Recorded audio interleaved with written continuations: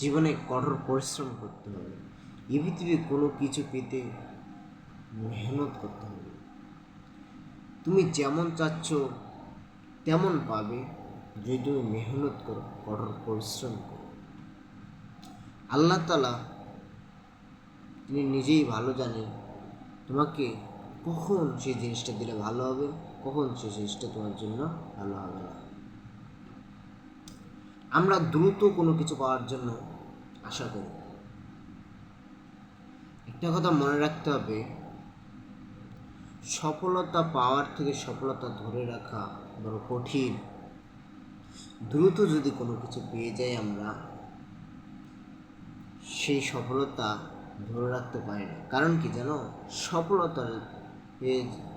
সফলতা অর্জন করার জন্য যে বিফল হতে লাগে, সে বিফল আমরা হইনি। এই কারণে আমরা সফলতা তখন ধরে রাখতে পারি না। আর বিফল হওয়ার মাধ্যমেই আপনার জীবনের যে ব্যর্থতা, যেইখানে ব্যর্থতা, এই ব্যর্থতাগুলো ডেভেলপ করার মাধ্যমে আপনি সফল হলে আপনার সফলতার পর জার্নিটা শক্ত হবে, সফলতার পথটা সুন্দর হবে, সফল হবে। হ্যাঁ, আমরা সবাই মেহনত করি কিন্তু ধৈর্য ধরতে পারি না। আমরা চাই মেহনত করে অতি তাড়াতাড়ি আমাদের ফলাফল আসে। এই পৃথিবীতে অনেকজন আছে, আমরা দেখি তারা অনেক সহজেই অল্প মেহনতের মাধ্যমেই তারা সফলতা পেয়েছে। বাট তারা এই অল্প মেহনতের মাধ্যমে কিছু কঠিন মেহনত পরিশ্রম ছিল, যার মাধ্যমে তারা সফলতা পেয়েছে, সেটা আমাদের দৃষ্টিতে অগোচরভাবে হারিয়ে গেছে, আমরা দেখতে পাই। একমাত্র তারাই জানে। তোমরা সফল হওয়ার জন্য সবাই চাও, সফল হতে চাই, কিন্তু পরিশ্রম করতে কেউ চায় না, মেহনত করতে কেউ চায় না।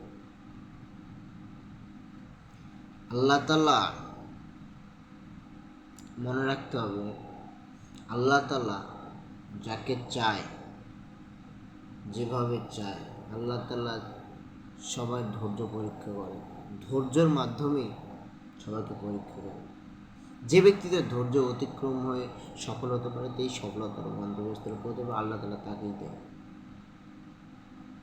মনে রাখতে হবে, আজকের দিনটা হয়তো বা কঠিন এবং সামনের দিনটাও কঠিন হবে, কিন্তু সেদিন বেশি দূরে না যেদিন তুমি আমি হাসবো। এজন্য সফল হতে গেলে সফলতার পথটা কঠিনভাবে পরিশ্রম করে এগিয়ে যেতে হবে। মেহনতের কোনো বিকল্প নেই, পরিশ্রমের কোনো বিকল্প নেই। আর মনে রাখতে হবে, পরিশ্রম কখনো বেইমানি করবে না।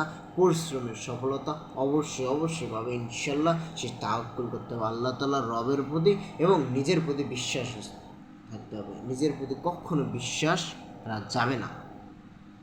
আসসালামু আলাইকুম।